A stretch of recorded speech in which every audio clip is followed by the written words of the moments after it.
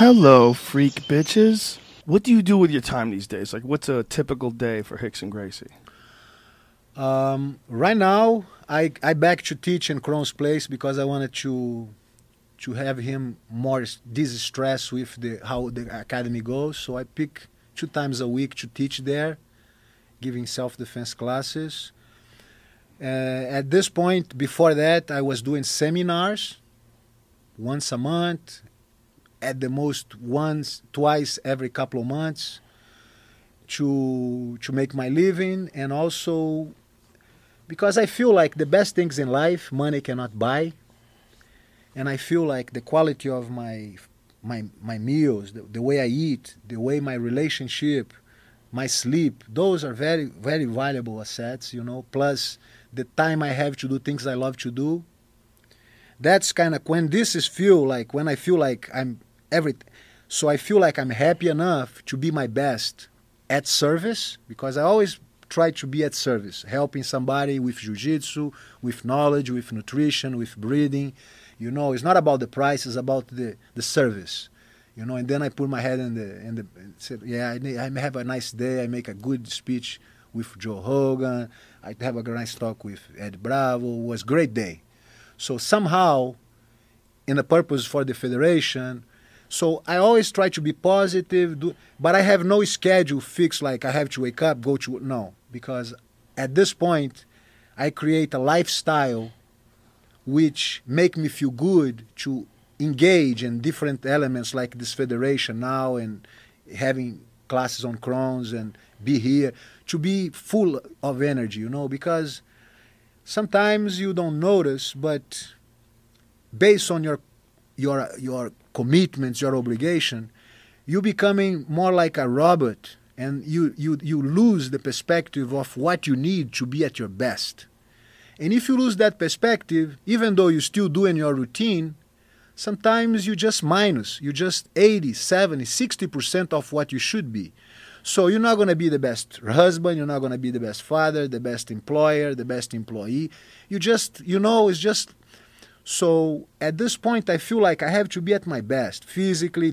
If I feel like I have to stretch, I'm going to stretch, breathe, joke, have fun, listen, party, whatever, And then when I feel like, man, I'm so happy I could not eat, and then I can go and do my service, and because the window of life is smaller now. For me, it becomes, I don't have too much time, so I don't waste time to do what people expect from me. I try to do things are really relevant to my soul. Like this federation now, when I dream, I don't dream small. I dream like I make like a very space for the biggest dream I can dream, and I see that that level of need for the community, and the level of position I have to be the reference for that shift in the direction of our culture and our knowledge. I feel like I could not be more motivated, more happy to engage on this. So, and that's always life is about, is just do your best and be excited to be motivated to the next day. There's such a refreshing attitude, your attitude, your philosophy on life, because I think it's very easy, and I've trapped myself in it sometimes, where you concentrate too much on making money, concentrate too much on being ambitious, and you forget the quality of life. Yes. Your focus is almost entirely on your quality of life. Yes. Because like I said, man, how much costs your motivation? How much costs your friends? How much costs your health? How much costs your intelligence? Those things is priceless. I mean, if you take those of your life, you take your motivation of your life, can be Bill Gates, can be the biggest. So if you ask me if I want to have Bill Gates' life, I don't know. I don't know him. So it's not based on his bank account. It's based on how happy he is, how horny he is, how how motivated he is to wake up and do his thing. He don't look too horny. I don't think he's horny at all. So that's a very essential thing, which sometimes slip through people's fingers, and the priorities and the daily, and the payments. And so I put you in a role where I feel like if you tell me in the past what's the courage, what's the opposite of courage, I'm going to say cowardness. Because either you tough enough to challenge and to fight, or and then you coward and you chicken out. So that's in the past was like the opposite of courage.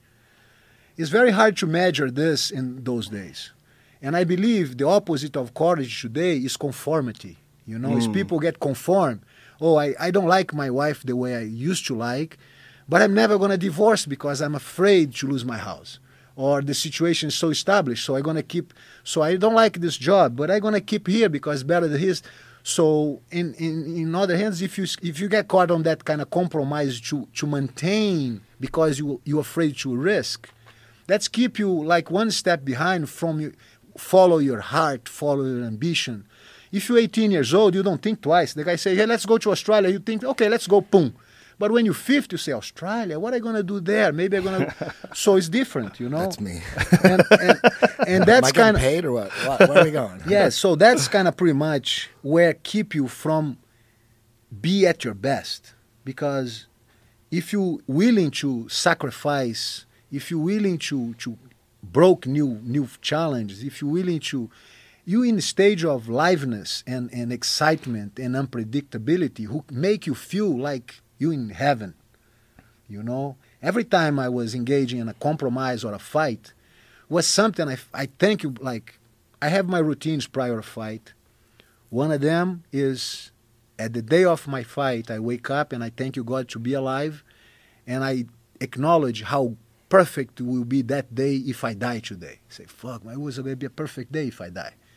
Because I have, you know, I accomplished my thing, I'm in my mission, I representing my family. So I don't go there to tap, I go there to die. The guy had to kill me. It's not, I'm never going to tap.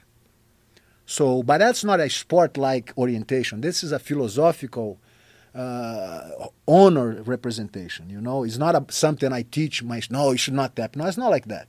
It's about how I feel, how I feed my kids, how I follow my tradition. So in engagement, I'm not going to be the one who's going to quit. The guy have to kill me. My brother, he can throw the towel.